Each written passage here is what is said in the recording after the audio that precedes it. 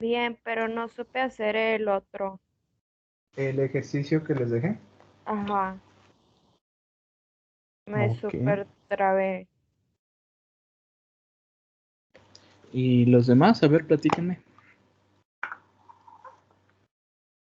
Pues yo tenía como un par de ideas de cómo resolverlo. De hecho, pues busqué así por nodos, corrientes.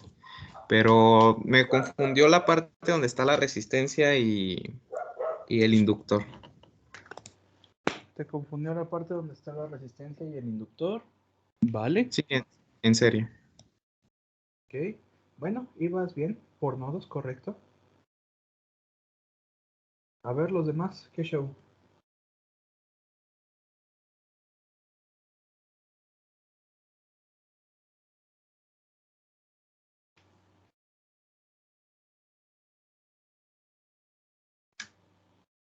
No, ya, de plano.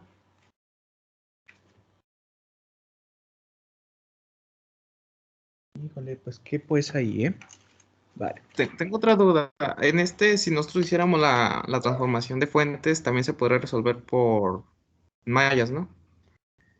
Si hicieras la transformación de fuentes, también se pudiese resolver por mallas. Sí, es posible. Sería posible.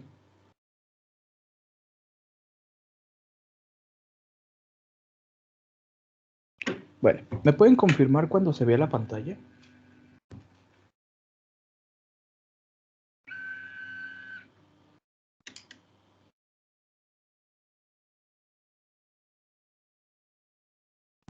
Ya se ve.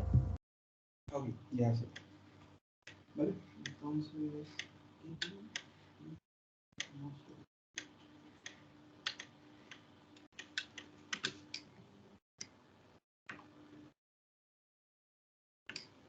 Están viendo.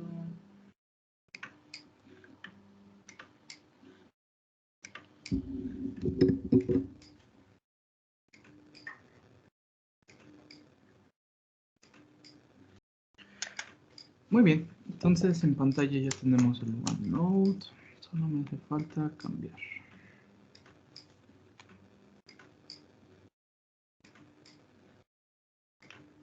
Se me olvidó que ayer estuve con aquella clase.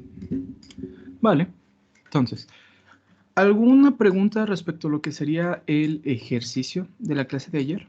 ¿Quedó claro todo lo que hicimos? ¿Para qué se hizo y demás?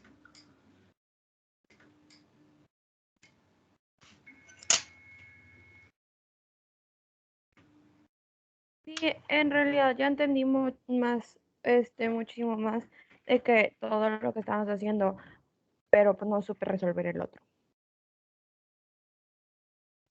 Ok, bueno, es ventaja el hecho de que pues, ya se haya comprendido un poquito más. Bueno, este ejercicio, como ahorita le estaba comentando Esaú, sería posible hacer una transformación. Sin embargo, ¿por qué no se puede realizar dicha transformación? No tenemos el valor de la corriente como para hacer la transformación. Efectivamente, no conocemos el valor de nuestra fuente de corriente para dicha transformación. Entonces, ¿qué podríamos hacer?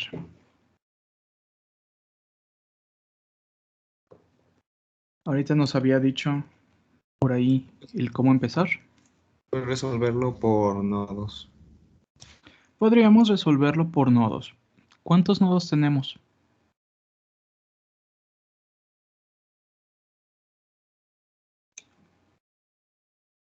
3. 3 nodos. ¿Y cuáles serían? No, olvídalo, no me acuerdo qué son los nodos. ¿Quién recuerda qué es un nodo? Bueno, la unión de componentes o cables. El punto de intersección entre los componentes, ¿verdad? Donde tienes, pues, 3. Bueno, entonces de 2 a más elementos, ¿verdad? Entonces, ¿cuántos nodos tenemos acá? Uno. Bueno, uno o dos, ¿no? O sea, el de arriba y el de abajo. ¿Sí? solamente tendríamos dos nodos. El nodo de arriba, déjenme ver de qué color está la pluma. Ay, tableta, no empieces con tus cosas. Bien. Sería este, el primer nodo, y este el segundo nodo, porque al fin y al cabo todos los elementos están en un solo punto de interconexión, ¿verdad? ¿Sí? Vale. Como tenemos un nodo, nosotros podríamos plantear la siguiente ecuación. La corriente del sistema será igual a la corriente que pasa por la resistencia, la corriente que pasa por resistencia inductor y la corriente que pasa por el capacitor. ¿Sale? ¿Cuál es la corriente que va a pasar por la resistencia?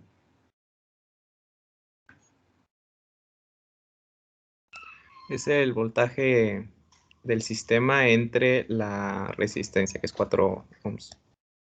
El voltaje sobre la resistencia, que sería 4 ohms. Al ser de nodo, recordemos un poquito la ley de corriente de Kirchhoff, que nos dice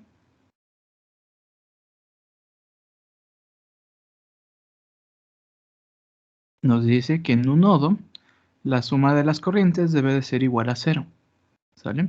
Entonces, la corriente que entra debe de ser igual a la suma de las corrientes que salen, que en este caso sería más. ¿Cuál sería la corriente en nuestro capacitor?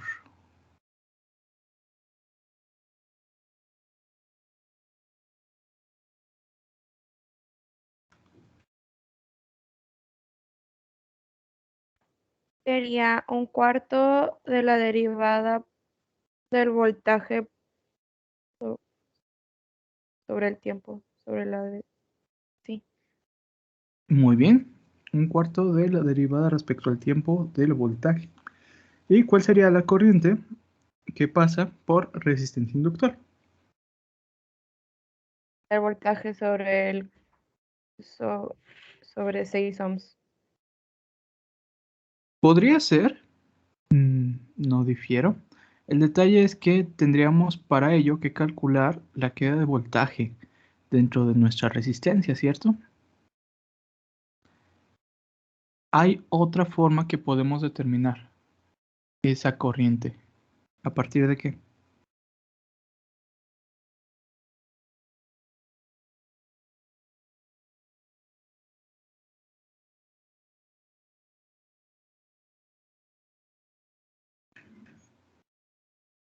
A partir de nuestro inductor. ¿Cuál es la corriente que pasa por un inductor? La corriente del sistema. La corriente del sistema, es decir, I. La corriente de la resistencia y del inductor va a ser la misma. Ahora, estamos trabajando con corrientes y sin embargo nosotros todavía tenemos ¿qué cosa? Voltajes. Voltajes. Voltajes, ¿verdad? ¿Tenemos algún elemento el cual nos ayude con una sustitución de voltajes a corrientes?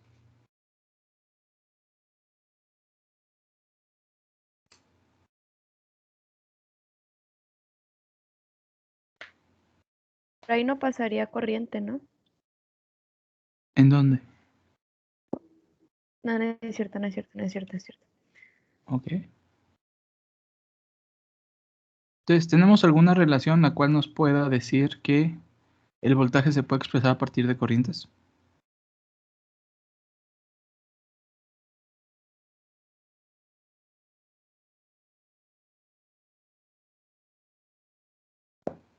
El de inductor.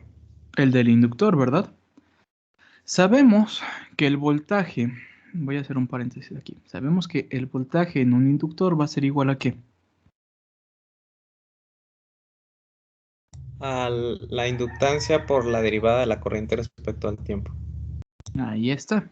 Entonces sabemos que ese va a ser el voltaje de un inductor. Sin embargo, para hacer eso, nosotros tendríamos que determinar el voltaje del inductor, pero no va a ser el mismo el voltaje del inductor que el voltaje de la resistencia ni el voltaje del capacitor. ¿Estamos de acuerdo? ¿Por qué? Porque tenemos esta resistencia. Sin embargo, que sí sabemos que en paralelo cómo se comporta el voltaje.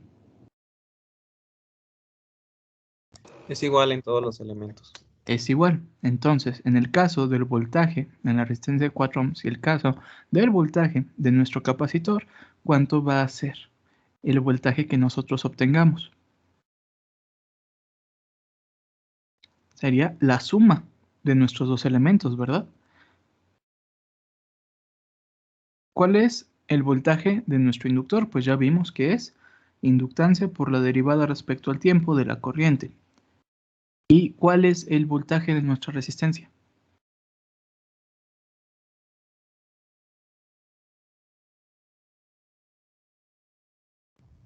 Sería la corriente por la resistencia. Que sería 6i, ¿verdad? Ajá. ¿Y eso cómo lo podemos cambiar? Pues si se fijan, el inductancia o la inductancia vale 1, por lo que nos quedaría la derivada respecto al tiempo de i más 6i. Ese sería nuestro voltaje. Ahora sí podemos sustituir.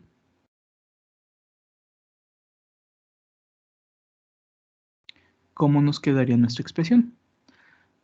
La corriente en el sistema es igual a... Derivada de la corriente más 6i. Bueno, Un lo cuarto. voy a poner, lo vas a poner un cuarto, sí. Un La cuarto. derivada de la corriente más 6i Ujú. más un cuarto de la derivada del voltaje, que es toda esa expresión, De la derivada respecto al tiempo de la derivada respecto al tiempo de la corriente más 6i. Ajá. Más i, ¿verdad? Haciendo nuestro sí, respectivo cambio de variable que nos queda.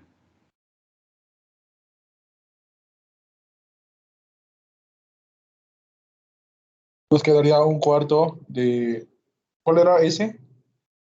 Un cuarto de SI SI más 6i, más un cuarto de S, ujú, SI más 6i más i. más I. Y ahora sí empecemos a juntar términos. Entonces ¿Qué nos daría? quedaría un cuarto de SI más, A ver, ¿te parece si desde aquí nos ahorramos el andar trabajando con un cuartos? ¿Qué podemos ok, hacer? vamos a multiplicarlo por 4. Multiplicar todo por 4 para tener que 4s sería igual a 4i es igual a SI más SI 6i más 6i más más S por SI más 6i, S cuadrada I bueno, más 6 SI SI más 4i. más 4i. ¿Va? Juntando términos Sumamos, semejantes. quedaría S cuadrada I más S SI cuadrada I más más 6 SI, 6, perdón, 7 SI 7 SI más 10i. más 10i. Muy bien. ¿Y ahora qué podemos hacer?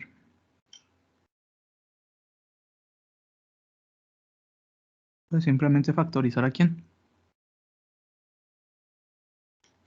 Vamos a factorizar ahí. O I es Factorizamos i para que nos quede i por s cuadrada más 7 más 10. Y ya de esta forma encontramos qué cosa. el valor de la corriente. El valor de la corriente. Eso pide el ejercicio.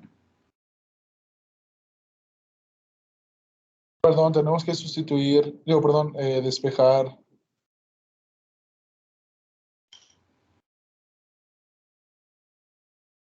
¿Qué tenemos que hacer? Tenemos que encontrar la ecuación característica y las frecuencias naturales. ¿Y qué más?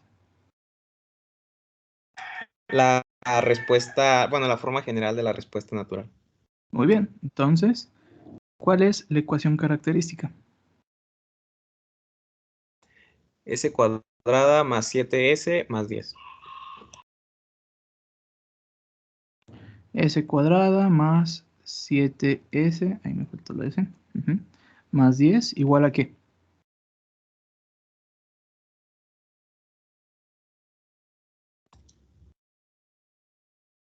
igual a Sí, 0. cero. ¿Sale? La ecuación característica es aquella a la cual, recordemos, igualamos a 0. Muy bien. La frecuencia natural, ¿cuál es?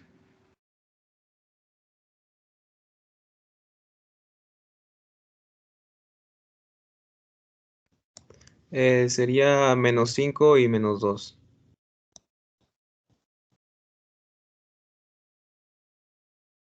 Menos 5 y menos 2. ¿Va?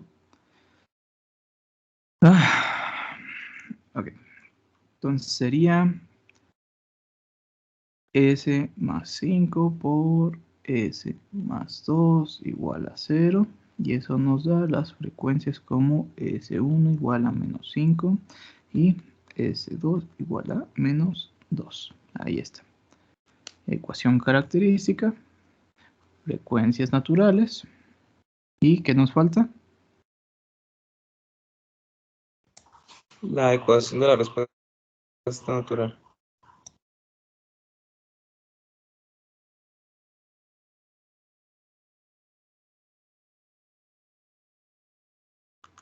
¿Y cuál es la respuesta natural?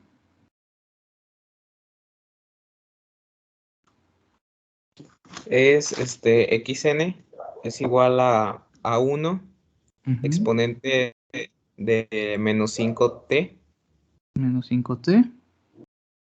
más a subíndice 2 e a la menos 2. Y ahí queda nuestra respuesta natural. ¿Sí?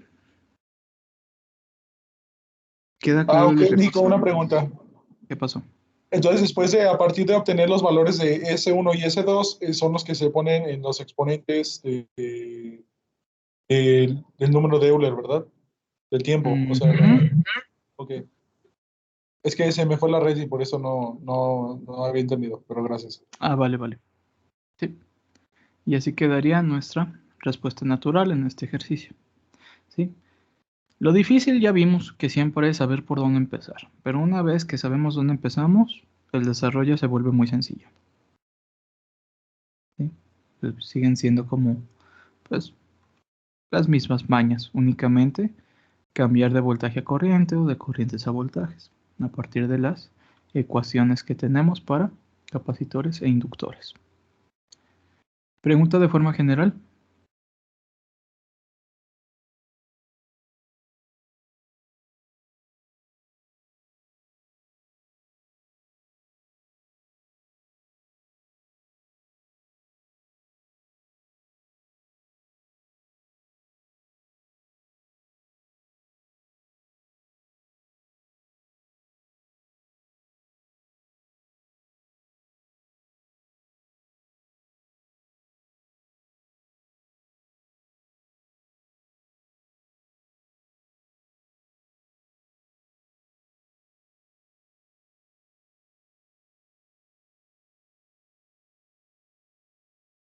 ¿No?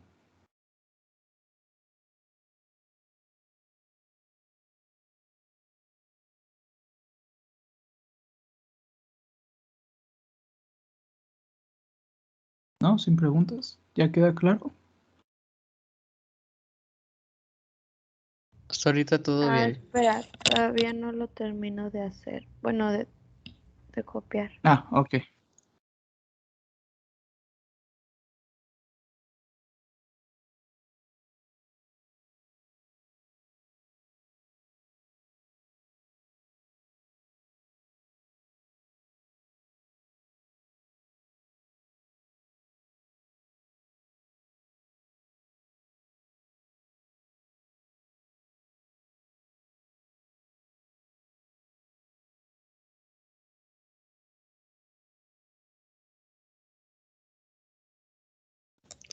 Yo tengo una pregunta. Entonces siempre vamos a tratar de manejar estos problemas con corrientes, ¿no? O sea, porque cuando hacíamos lo de voltajes, o por mallas, pues lo poníamos en función de las corrientes.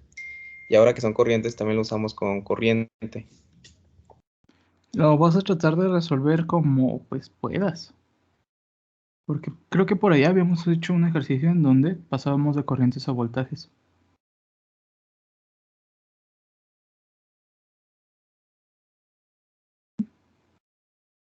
Ahora sí que solo es cuestión de observar un poquito para ver cuál es la forma más sencilla de iniciarlo.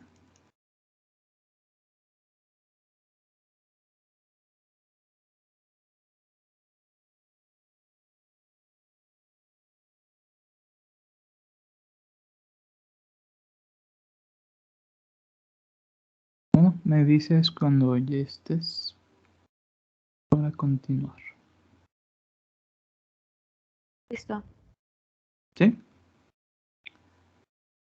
Vale. Si no hay ninguna pregunta hasta esta parte, vamos a iniciar con la segunda parte de lo que sería la respuesta de un circuito RLC. Déjenme les hago el apunte, permítanme.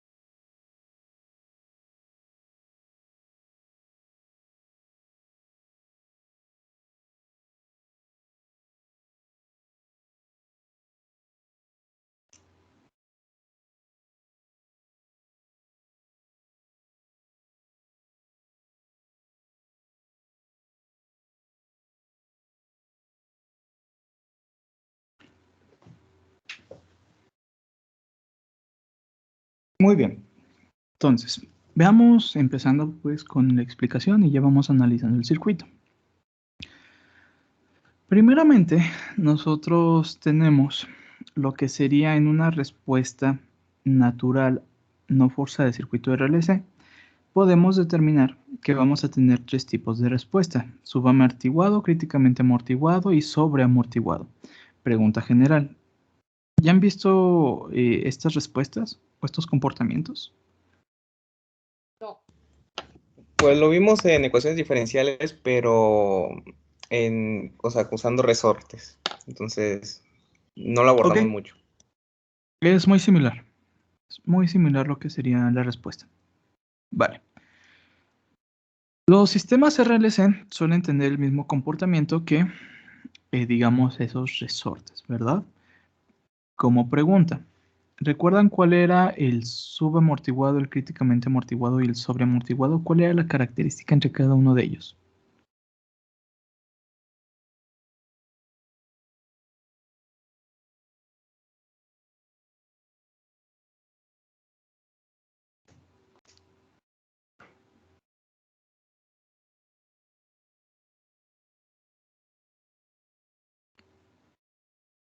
Su característica era el comportamiento de amortiguación o de amortiguamiento, ¿verdad?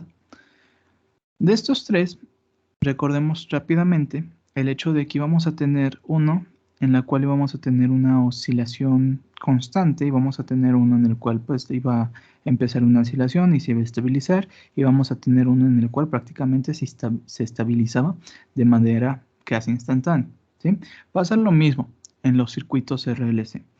Van a tener el mismo comportamiento porque recordemos que tú tienes un cambio de estado, por lo tanto vas a tener un cambio en tus variables de voltaje o corriente y estas van a tratar de llegar a un estado estable. ¿Va? Bueno, recordando eso, lo que serían las respuestas, las podemos determinar a partir de la representación general que habíamos visto de lo que es el circuito RLC, ¿sí? Habíamos hablado de que teníamos la segunda derivada de la función más la 2 veces alfa, que era el coeficiente de amortiguamiento, por la primera derivada de la función, más el cuadrado de la frecuencia de resonancia de nuestra función, que sería igual a f de t. Dicho, eso así como de forma general. Supongamos que nosotros tenemos el siguiente circuito, ¿va? Un inductor, una resistencia y un capacitor. Así, sin más, no tenemos ninguna fuente. Si esta fuese nuestro circuito, entonces, ¿cuál sería nuestra función f de t?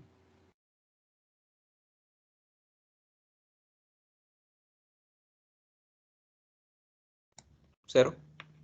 Cero, ¿verdad? Resistencia y capacitor. Nuestra función f de t sería igual a 0, es decir, que tendríamos la segunda derivada respecto al tiempo de x de t más 2 veces alfa por la primera derivada respecto al tiempo de x de t más omega 0 cuadrada por x de t igual a 0. ¿Correcto? Esa sería nuestra respectiva, pues, representación, nuestra función. Ahora, si nosotros en nuestro sistema, en nuestro pequeño circuito, aplicásemos la ley de corrientes de Kirchhoff, ¿qué nos quedaría?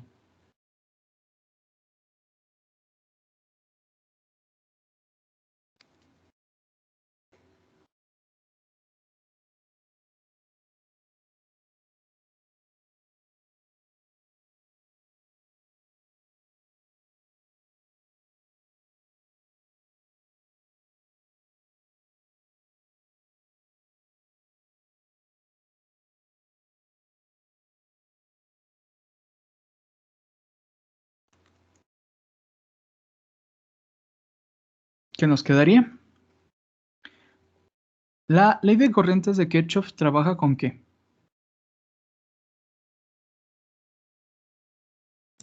Con corrientes. Con corrientes, ¿verdad? Entonces, ¿cuál sería la corriente en la resistencia?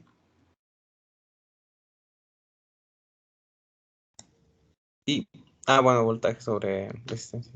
Voltaje sobre resistencia. Más, ¿cuál sería la corriente en el capacitor? Capacitancia por la derivada del voltaje respecto al tiempo. ¿Y cuál sería la corriente en el inductor? Podríamos decir que es I, ¿verdad? El detalle es que en este caso, pues no conocemos, o más bien tenemos que determinar, porque ya es la respuesta no forzada, tanto el tiempo menor a 0 como el tiempo mayor a 0. ¿Cómo hacíamos eso? Pues a partir ¿de quién? De la función general, la cual su función general habíamos determinado que era 1 sobre la inductancia por la integral de 0 a t del voltaje por la derivada respecto a tau, ¿sí? Más la condición inicial, ¿sale? Todo eso sería igual a 0. Ahora, trabajar nuevamente por ahí con esa integral nos va a hacer un poco de ruido, por lo que no queremos. ¿Cómo podemos deshacernos de esa integral?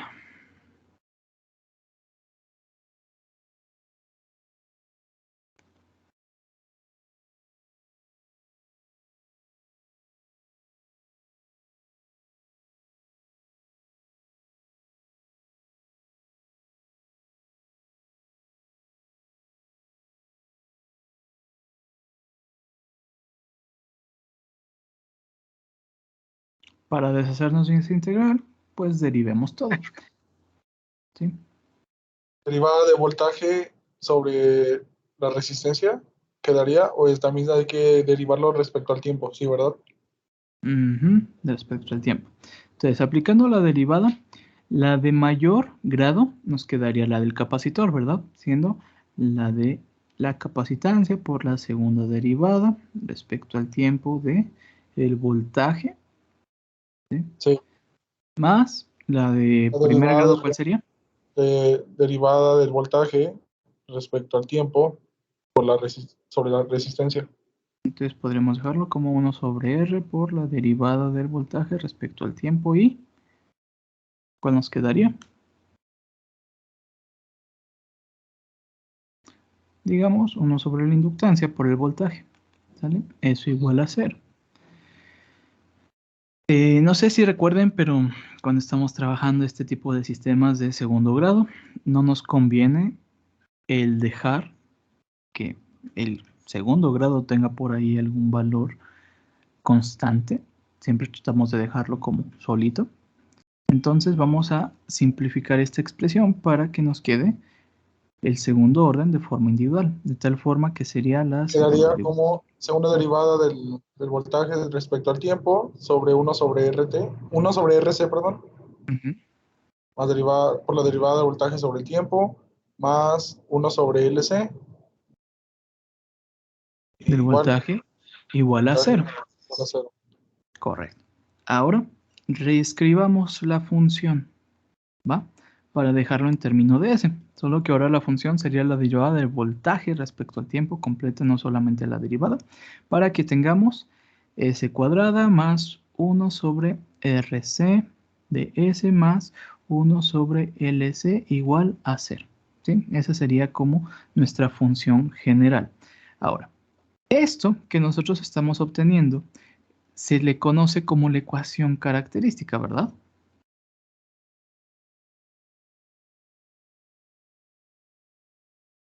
Y es a partir de esta ecuación característica en estos términos que estamos manejando que nosotros podemos determinar los valores para alfa y omega 0. Recordemos rápidamente que era alfa.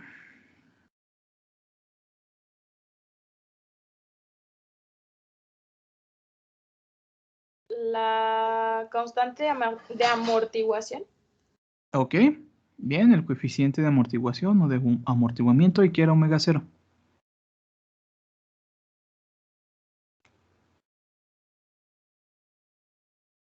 La frecuencia. ¿La frecuencia de qué? La frecuencia resultante. La frecuencia de resonancia, ¿vale? Con esta expresión de la ecuación característica podemos analizar y veremos que alfa sería igual a 1 sobre 2 RC y omega 0 sería igual a 1 sobre la raíz de LC. ¿Sale? Muy bien. Es importante de este desarrollo, pues, que comprendamos esta ecuación y comprendamos estos términos. ¿Va? Ok, ahora sí. Nosotros estamos trabajando a partir de esto con dos términos, que sería el coeficiente de amortiguamiento y la frecuencia de resonancia. Además, nosotros estaríamos trabajando ¿con quién? Con las raíces de nuestra ecuación característica, ¿verdad? Si nosotros, digamos, damos una solución general para estas raíces, ¿qué vamos a encontrar?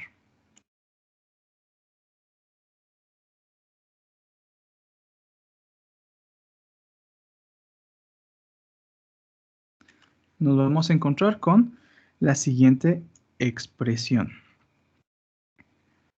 S1 va a ser igual a menos alfa más la raíz cuadrada de alfa cuadrada menos omega 0 cuadrada. Y S2 va a ser igual a menos alfa menos la raíz cuadrada de alfa cuadrada más omega 0 cuadrada. ¿Vale? Esas serían, ya pues, saltándome algunos pasos, la solución que vamos a encontrar para nuestras raíces. Y a partir de esto, nosotros sabemos que vamos a tener 3 posibles soluciones, que son las que estábamos planteando al inicio. ¿Cuáles van a ser? Subamortiguado, críticamente amortiguado y sobreamortiguado. Así es, las cuales se van a dar de la siguiente forma.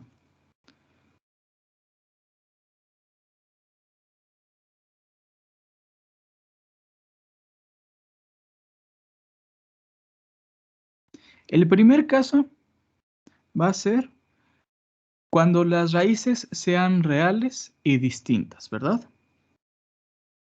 Raíces reales y distintas. Es decir, que alfa cuadrada sea mayor a omega 0. ¿Va? El segundo caso, ¿cuándo sería?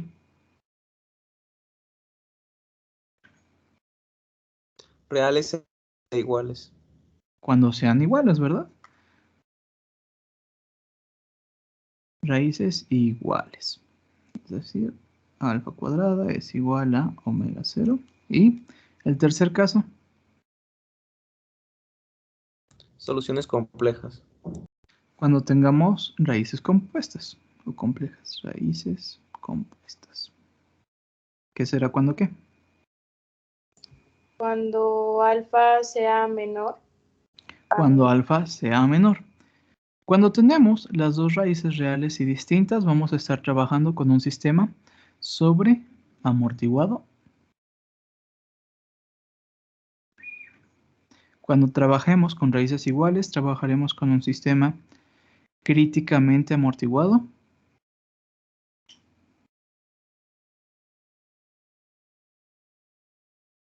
Y cuando trabajemos con las raíces compuestas, estaremos trabajando con un sistema subamortiguado. ¿Sale? Ok. Cuando nosotros estemos trabajando con un sistema subamortiguado, ya vimos, ya sabemos que vamos a estar trabajando con raíces compuestas, ¿verdad? Entonces, pues como tal ecuación característica será compuesta, por lo que para este caso nos es más sencillo reestructurar S1 igual a menos alfa más J omega D y S2 igual a menos alfa menos J omega D. Y así ya estamos expresando lo que sería, pues, esa parte compuesta, la parte compleja, donde omega D sería igual a la frecuencia resonante amortiguada, es decir, la raíz de omega 0 cuadrada menos alfa cuadrada. Y esto fue la frecuencia resonante amortiguada.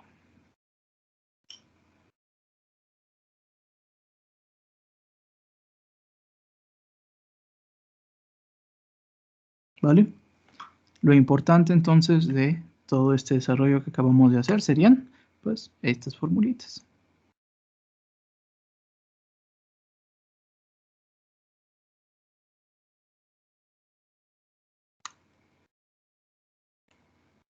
¿Vale? ¿Alguna pregunta hasta aquí?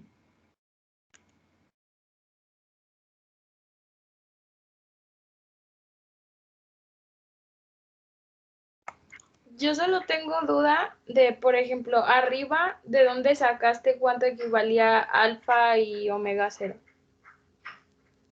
¿Cómo determinamos alfa y omega 0? Lo podemos determinar a partir de la ecuación característica.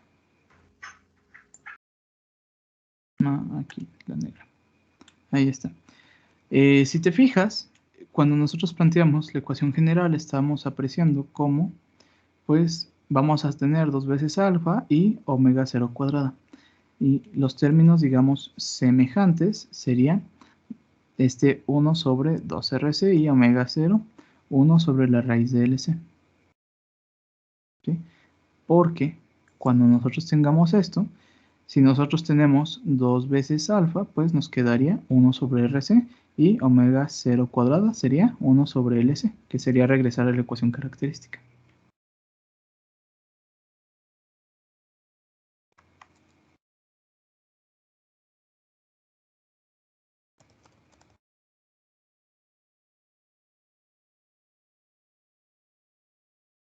¿Sí?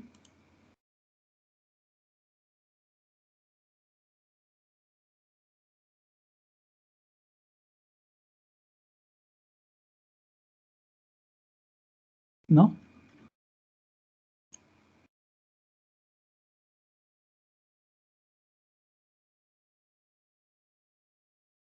Ok.